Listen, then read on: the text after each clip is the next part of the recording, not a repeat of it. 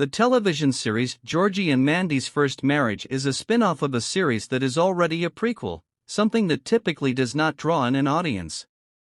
With sitcom mastermind Chuck Lorre behind the third installment of the franchise The Big Bang Theory, and bringing back many fan favorites from the prequel Young Sheldon, it seemed like the show would likely live up to the expectations placed on it, right?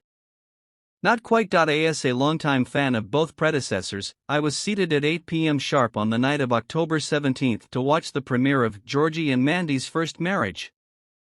This may be a hot take, but I'm not ashamed to say that I like Young Sheldon more than the original show.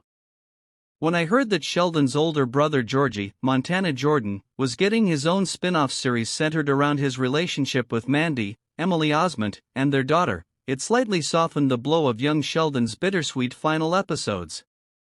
Unfortunately, though, at least with the 4 episodes that have been released, this series, so far, has fallen short where Young Sheldon excelled.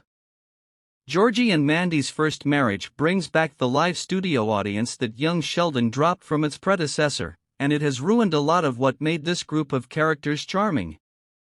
I can't help but feel the dialogue for this show is centered around getting laughs, rather than being centered around each character's natural quirks and abnormal behavior. Also, despite taking place right where Young Sheldon left off, the new series has lost all sense of the time period it takes place in. Other than the lack of iPhones and advanced technology, there are virtually no indicators to suggest that the show takes place in the 90s, something that its parent show did so well.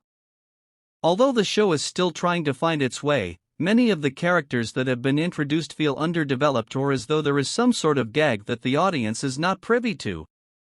Mandy's brother, Connor, and Georgie's co-worker, Ruben, have had virtually no screen time yet, and the little time they have is dominated by one exaggerated character trait that we aren't familiar enough with to find funny.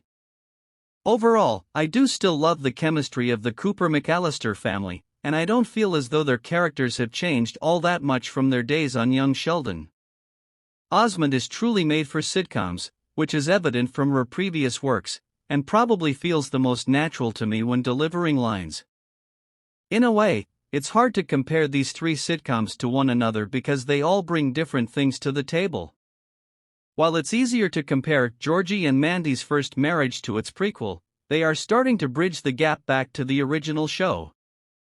I'm excited to see where the series will go, and I am hoping it gets more than one season so that it has room to grow.